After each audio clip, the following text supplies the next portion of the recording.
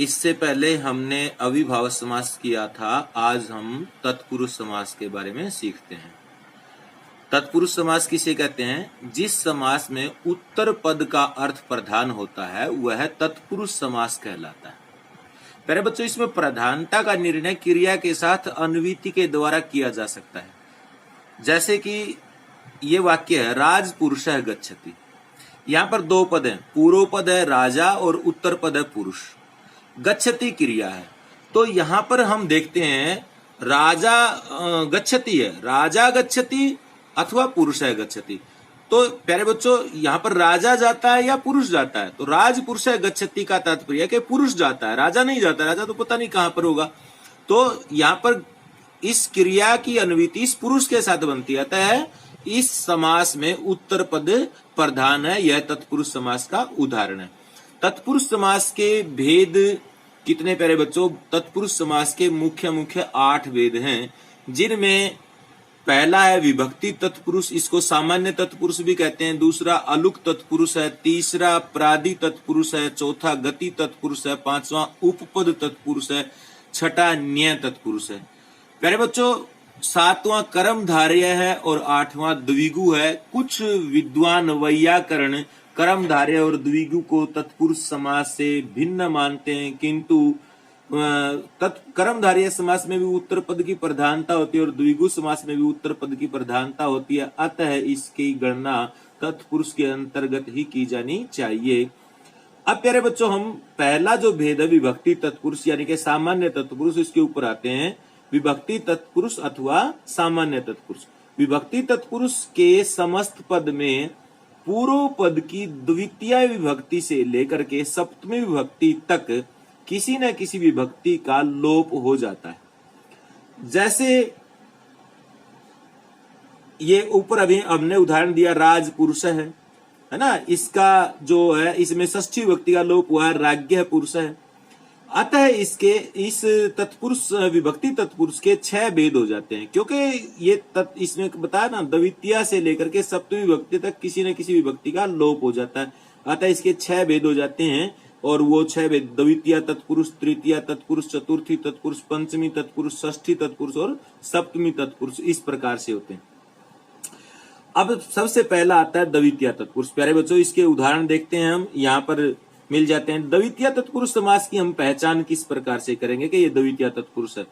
इस समास के उत्तर पद में प्राय है श्रित, अतीत, पतित, गत, अत्यस्त, प्राप्त, आपन्न, गामी, बुभुक्षु इत्यादि पद होते हैं। प्यारे बच्चों, इस द्वितीय तत्पुरुष की पहचान के लिए इन शब्दों को याद रखना आवश्यक है कि द्वितीय तत्पुरुष वही होगा जिसके उत्तर पद में इस प्रकार के शब्द होंगे: श्रित, अतीत, पतित, गत, अत्यस्त, प्राप्त, आपन्न, गामी और बुभुक्षु। जैसे ये देखिए, राम श्रित है, ये समस्त पद है। इसमें उत्तर पद क्या है? श्रित है। ये आया था श्रित यहाँ पर। तो इसका विग्रह जब हम करेंगे, हमने पता है ये द्वितीय तत्पुरुष है, तो हम क्या करते हैं, पहले वाला जो पद है राम, इसमें हम द्वितीय विभक्ति लगा देंगे। राम की द्वितीय विभक्ति का एक वचन होता है राम है, रामौ, रामा, रामम। तो रामम श्रित है, ये इसका विग्रह हो गया। ग्राम गत है, तो दूसरा शब्द है, ये देखिए गत अंत में है, इसका मतलब ये द्वितीय तत्पुरुष समास है। विग्रह करेंगे, ग्राम में द्वितीय विभक्ति लगा देंगे हम, ग्रामम गत है, तो ये इसका विग्रह हो गया। कूप पतित है, तो कूप में हम द्वितीय विभक्ति लगा देंगे, कूपम पतित है। ठीक है। तो इसके अलावा प्यारे बच्चों, इसके उदाहरण अन्य ये भी हो सकते हैं। जैसे देखिए, दुखातीत है, दुखम अतीत है, यानी कि दुखों से पार परे गया हुआ। नरक पतित है, नरकम पतित है। शोक पतित है, शोकम पतित है। गृह गत है, गृहम गत है। मेघात्यस्त है, मेघान अत्यस्त है। धन प्राप्त है, धनम प्राप्त है। जीविकापन्न है, जीविकाम आपन्न है। ग्राम गामी, ग्रामम गामी। अन्न बुभुक्षु, अन्नम बुभुक्षु। प्यारे बच्चों, ये सारे के सारे द्वितीय तत्पुरुष के उदाहरण हैं। अब रही बात, इसमें समस्त पद बनाना आ जाता है। कई बार ये विग्रह हमने किया। अब जैसे मान लीजिए रामम श्रित, ये विग्रह आ गया, इसे समस्त पद बनाना, तो हम किस प्रकार बनाएंगे प्यारे बच्चों? देखिए, ये हम लेते हैं रामम श्रित है। यहाँ पर रामम का मूल शब्द क्या होता है? राम। हमने लिख लिया राम और श्रीते के साथ मिला दिया तो क्या बन गया राम श्रीत है। इसी प्रकार ग्रामम का मूल शब्द ग्राम है, गतय के साथ मिला दिया ग्राम गतय। इस प्रकार इसका समस्त पद निर्माण हो जाता है। मेरे बच्चों इसके बाद हम करते हैं तृतीया तत्पुरुष। तृतीयांत पूर्व पद का, यानी कि जिस पद में पूर्व पद में तृतीय भक्ति होती है उनका पूर्व सदृश सम ऊन ऊनार्थक शब्द हीन सलक्षण मिश्र निपुण कलह अर्थ इत्यादि तथा कृदंत पदों के साथ समास होता है। तो प्यारे बच्चों इसका तात्पर्य यह है कि तृतीय तत्पुरुष समास वहां होगा जहां पर उत्तर पद में ये शब्द होंगे, जैसे पूर्व सदृश सम ऊन ऊनार्थक, यानी कि ऊन अर्थ वाले दूसरे शब्द, हीन सलक्षण मिश्र निपुण कलह अर्थ इत्यादि। अब देखिए उदाहरण देखते हैं हम। मास पूर्व है, यहां पर देखिए उत्तर पद में पूर्व है, यहां पर वो पूर्व आया था, तो विग्रह करते हुए हम क्या करेंगे, मास में, क्योंकि ये तृतीय तत्पुरुष है, मास में तृतीय व्यक्ति लगा दी। जैसे बालक की बालकेन होती तो मास की क्या होगी, मासेन पूर्व है। विद्याहीन है, देखिए हीन शब्द आया था यहाँ पर, हीन पीछे, इसका मतलब ये तृतीय तत्पुरुष है। और यहाँ पर विद्या की तृतीय लगा देंगे हम, विद्या, जैसे लता की लतया, विद्या की विद्याहीन है, तो ये विग्रह हो गया इसका। पादोन है, ऊन शब्द, ऊन का मतलब क्या होता है, कम, तो पादोन का मतलब है एक पाद कम। तो यहाँ पर पहला शब्द पाद था, इसमें हमने तृतीय विभक्ति लगा दी, पादेन ऊन है, यानी कि एक चतुर्थांश कम। मास विकल है, ये ऊन अर्थ, यानी कि ऊन के अर्थ वाले और शब्द, जैसे विकल माने भी कम होता है, आवरह माने भी कम होता है, यानी कि ये ऊन के ही पर्यायवाची हैं। तो हम क्या कर देंगे, मास विकल है, मास में तृतीय लगा दी, मासेन विकल है, यानी कि एक मासा कम, एक मास कम। मासावर है, मासेन अवर है, यानी कि एक महीना कम, विग्रह हो गया। इसके उपरांत देखिए प्यारे बच्चों, ये है पितृ सदृश है, ये सदृश शब्द अंत में, इसका हम लोग ये तृतीय तत्पुरुष समास है, विग्रह करेंगे हम, पितृ में तृतीय व्यक्ति लगा देंगे, पित्रा सदृश है। देवदत्त है, ये देखिए प्यारे बच्चों कृदंत पद है। देवदत्त में दत्त शब्द है, दा धातु से कतय प्रत्यय कर दिया, और कतय जो है वो कृत प्रत्यय है, तो ये शब्द देवदत्त कैसा है, कृदंत पद हो गया। तो देवदत्त है, विग्रह कर देंगे हम, देवेन दत्त है, देव में तृतीय व्यक्ति लगा दी। आगे भी राम हता है, हन धातु में कतय प्रत्यय, तो ये भी कृदंत पद हो गया। तो यहाँ पर हम विग्रह करेंगे, राम में तृतीय लगा देंगे, रामेण हत है। नख भिन्न है, ये भी कृदंत पद है, क्योंकि भिद धातु में कतय प्रत्यय करें तो भिन्न बनता है, नख भिन्न है, विग्रह करेंगे। कोई नख, नाखून 10 होते हैं, यहाँ पर एक वचन है, यहाँ पर तृतीय व्यक्ति है, बहुवचन है, नख ही भिन्न है। इसका भी यदि प्यारे बच्चों समस्त पद बनाना आ जाए तो हम क्या करते हैं, पहले पद का मूल शब्द ले लीजिए, जैसे देवेन दत्त है, इसका हमने समस्त पद बनाना। देवेन का मूल शब्द क्या होगा, देव, दत्त है के साथ मिला दीजिए, देव दत्त है, ये इसका समस्त पद बन गया। रामेण हत है, रामेण का मूल शब्द राम है, हत के साथ मिला दीजिए, राम हत, ये इसका समस्त पद बन गया। तो इसका विग्रह आपको समझ में आएगा, समस्त पद कैसे बनाते हैं, विग्रह कैसे करते हैं। तृतीय तत्पुरुष के अन्य उदाहरण आप देख लीजिए। तृतीय तत्पुरुष के जैसे देखिए, मास पूर्व है, मासेन पूर्व है, मातृ सदृश है, मात्रा सदृश है, पितृसम है, पित्रासम है, पादोन है, पादेन ऊन है, शंकुला खंड है, शंकुलया खंड है, मास विकल है, मासेन विकल है, दध्योदन है, दधना ओदन है, आचार संलक्षण है, आचारेण संलक्षण है, धान्यार्थ है, धान्येन अर्थ है, आचार निपुण है, आचारेण निपुण है, गुड मिश्र है, गुडेन मिश्र है, मास आवर है, मासेन आवर है, वाक कल है, वाचा कल है, सुख युक्त है, सुखेन युक्त है, हरित्रात है, हरिणा त्रात है, विद्या विहीन है, विद्याहीन है, विद्या विहीन है, वर्ण रूप समाकृष्ट है, वर्णेन रूपेण च समाकृष्ट है, पुच्छ विषाणहीन है, पुच्छेन विषाणाभ्याम च हीन है, विद्या विहीन है, विद्या विहीन है। और प्यारे बच्चों देखिए, जैसे धर्म धनहीन है, धनेन हीन है, सीता विरहित है, सीतया विरहित है, वस्त्र पूतम वस्त्रेण पूतम, मद शून्य है, मदेन शून्य है, दत्त दष्ट है, दंतई दष्ट है, हस्त ताड़िता है, हस्ताभ्याम ताड़िता, असी छिन्न है, असीना छिन्न है। और ये देवदत्त है, मैं पहले बता चुका हूँ, राम हत है, पहले बता चुका हूँ, ये पितृ सदृश है, ये भी पहले बता चुका हूँ। इसके बाद आता है प्यारे बच्चों चतुर्थी तत्पुरुष। चतुर्थी तत्पुरुष कहाँ होता है, चतुर्थी विभक्ति वाले पदों का तदर्थ अर्थ बलि, लोभ, हित, सुख, रक्षित, शाला, अटनम इत्यादि शब्दों के साथ समास होता है। यानी कि जहां पर उत्तर पद में ये शब्द होंगे, तदर्थ, अर्थ, बलि, लोभ, हित, सुख, रक्षित, शाला, अटनम इत्यादि, वहां पर चतुर्थी तत्पुरुष समास होगा। देखो प्यारे बच्चों, जैसे ये है पाठशाला, मतलब यहाँ पर पढ़ने के लिए शाला, तो पाठ जो शब्द है उसमें हम चतुर्थी विभक्ति लगा देंगे, क्या बन जाएगा? पाठाय शाला। भिक्षाटनम, भिक्षा के लिए घूमना, अटनम माने घूमना, तो भिक्षा में चतुर्थी विभक्ति लगा देंगे, भिक्षायी अटनम, ये इसका विग्रह हो गया। धन लोभ है, लोभ शब्द पीछे है, इसका मतलब ये चतुर्थी तत्पुरुष समास है, तो धन में चतुर्थी लगा दी, धनाय लोभ है। द्विजार्थ है, देखिए यहाँ पर अर्थ शब्द आया है, द्विजार्थ है का मतलब है द्विज के लिए। अब के लिए हमें ये नहीं पता, इसका हम क्या करेंगे? विसर्ग से अंदाजा लगाएंगे, ये जो भी है वो चीज वो पुल्लिंग है, तो द्विजार, द्विज में चतुर्थी लगा दी, द्विजाय, और पीछे क्या लगा दिया? अयम। इसी प्रकार मान लीजिए, ये देखिए जैसे द्विजार्थ है ये, तो इसका मतलब क्या है? जो पीछे जो शब्द ये स्त्रीलिंग है, तो यहां पर हम द्विज के लिए यह जो भी चीज है वो स्त्रीलिंग है, तो विग्रह हो जाएगा द्विजाय ईयम।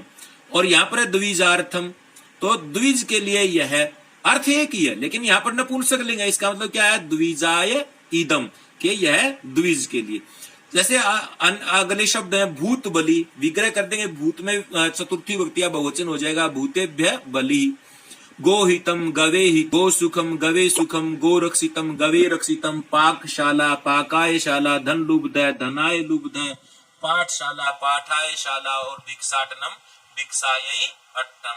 ये पहले बच्चों चतुर्थी तत्पुरुष के अन्य उदाहरण है। इसके बाद आ जाइए पंचमी तत्पुरुष के ऊपर। पंचमी तत्पुरुष कहाँ होता है प्यारे बच्चों? पंचमी विभक्ति वाले शब्दों का भयवाचक शब्दों के साथ और पृथकतावाचक शब्दों के साथ, ठीक है? पृथकतावाचक शब्दों जैसे अपेत, अपूढ़, मुक्त, पतित, भ्रष्ट इत्यादि शब्दों के साथ समास होता है। यानी कि पंचमी तत्पुरुष समास वहां होगा जहां उत्तर पद में ये शब्द होंगे, या तो कोई भयवाचक शब्द हो, या अपेत, अपूढ़, मुक्त, पतित, भ्रष्ट इत्यादि, जो पृथकता यानी कि अलगाव बोधक जो शब्द होते हैं वो होने चाहिए। अब प्यारे बच्चों पंचमी तत्पुरुष देखते हैं। पंचमी तत्पुरुष के उदाहरण देखिए प्यारे बच्चों, जैसे चोर भयम, तो इसमें हम क्या करेंगे? भयवाचक शब्द पीछे हो गया, इसमें चौर है, हमें पता है पंचमी तत्पुरुष आगे, चौर शब्द में पंचमी विभक्ति लगा दीजिए, जैसे बालक की बालका, तो चौर की चौरात भयम। वृक भीति, भीति भी भयवाचक शब्द है, तो विग्रह हो गया वृकाद भीति। सुखापेत है, सुखाद अपेत है। वृक्ष पतित है, वृक्षात पतित है, पंचमी तत्पुरुष है। प्यारे बच्चों एक बात ध्यान रखना, पतित शब्द द्वितीय तत्पुरुष में भी आया था और यहाँ पंचमी तत्पुरुष में भी। वहां पर पतित शब्द का अर्थ अलग होना नहीं है, जैसे कूप पतित है, कूपम पतित है, कुएं के अंदर गिरा हुआ, वहां पर पृथकता बोधक नहीं है। यहाँ पर है वृक्ष पतित है, मीन्स वृक्ष से अलग हुआ, तो यहाँ पर पंचमी तत्पुरुष समास होता है, वृक्ष पतित है, वृक्षात पतित है। धर्म भ्रष्ट है का मतलब धर्म से अलग हुआ, धर्मात भ्रष्ट है।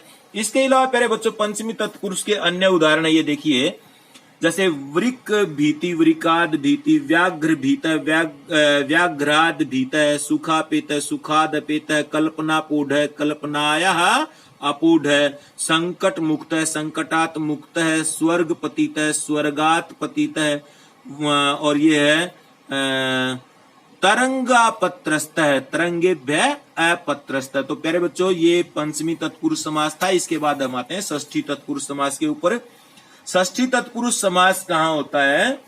संबंधवाचक पदों में, दो संबंधवाचक पदों में जब पूर्व पद में विभक्ति या लोप कर दिया जाए तो वहां पर षष्ठी तत्पुरुष समास होता है। प्यारे बच्चों संबंध ये प्रायः 4 प्रकार का होता है। स्व स्वामी संबंध, जैसे देखिए राष्ट्रपति ही, यहाँ पर पूर्व पद में षष्ठी विभक्ति है, इसका संबंध है, दोनों के अंदर संबंध परिलक्षित होता है। राष्ट्र का पति तो राष्ट्रस्य पति ही। राज पुरुष है, राज्ञ है पुरुष है, स्वस्वामी संबंध है। जन्य जनक संबंध, जैसे राजपुत्र है, राज्ञ है पुत्र है, यहाँ पर जन्य जनक संबंध है, तो यहाँ पर दोनों शब्दों में संबंध है, तो षष्ठी विभक्ति हमने लगा दी, राज्ञ है पुत्र है। अवयव अवयवी संबंध जहां पर होता है वहां पर भी षष्ठी तत्पुरुष समास होता है। जैसे अपर काय है, अपरम कायस्य, वृक्ष शाखा, यहाँ पर भी क्या है, षष्ठी तत्पुरुष है, वृक्षस्य शाखा। कार्य कारण संबंध, जैसे सुवर्ण सोपान है, सोने की सीढ़ी, सुवर्णस्य सोपान है। ताम्र पात्रम, ताम्रस्य पात्रम। इसके अलावा प्यारे बच्चों षष्ठी तत्पुरुष के अन्य उदाहरण देखिए आप, ये इसके अन्य उदाहरण है। जैसे देखिए कुल गुरु, कुलस्य गुरु, कुलपति, कुलस्य पति, राजपुत्र, राज्ञ पुत्र है, ब्राह्मण याजक है, ब्राह्मणा नाम याजक है, देव पूजक है, देवा नाम पूजक है। प्यारे बच्चों ये सारे के सारे आप देखिए ध्यान पूर्वक, ये षष्ठी तत्पुरुष के उदाहरण हैं। ये जैसे देखिए यहाँ पर है भिक्षा शेषम, भिक्षाया शेषम, आत्म वशम, आत्मन वशम, वर्तनार्थी, वर्तनस्य अर्थी, यूथ पतिम, यूथस्य पतिम, ठीक है, कृष्ण भक्ति ही, कृष्णस्य भक्ति। ये सारे के सारे षष्ठी तत्पुरुष के उदाहरण है। पहले बच्चों आगे हम देखते हैं सप्तमी तत्पुरुष। सप्तमी तत्पुरुष के, सप्तमी तत्पुरुष कहाँ होता है? सप्तमी विभक्ति वाले पदों का सौंड, धूर्त, कीतव, प्रवीण, संवित, अंतर, अधि, पटु, पंडित, कुशल, चपल, निपुण, सिद्ध, शुष्क, पक्व, बंध, दक्ष, रत, मग्न इत्यादि शब्दों के साथ समास हो जाता है। यानी यदि इनमें से कोई शब्द उत्तर पद में होता है तो वहां पर सप्तमी तत्पुरुष समास होता है। जैसे उदाहरण देखिए, अक्ष सौंड है, पाशों में चतुर, ठीक है, निपुण, तो अक्ष 4 होते हैं इसलिए बहुवचन आ गया सप्तमी विभक्ति का, अक्षेषु सौंड है। विग्रह करते हम सप्तमी विभक्ति का प्रयोग कर देंगे। कार्य पटुहु, कार्ये पटुहु, नीति निपुण है, नीतौ निपुण है, जल मग्न है, जले मग्न है। इसके अलावा देखिए स्थाली पक्व है, स्थाल्याम पक्व है। इसके अलावा प्यारे बच्चों देखिए सप्तमी तत्पुरुष के उदाहरण है ये, जैसे कार्य प्रवीण है, कार्ये प्रवीण है, द्यूत कित्व है, द्यूते कित्व है, मध्यांतर है, मध्य अंतर है। जैसे देखिए ताप शुष्क है, तापे शुष्क है, चक्रबद्ध है, चक्रेबद्ध है। जैसे कार्य दक्ष है, कार्ये दक्ष है, नीति निपुण है, नीतौ निपुण है, आचार निपुण है, आचार्य निपुण है।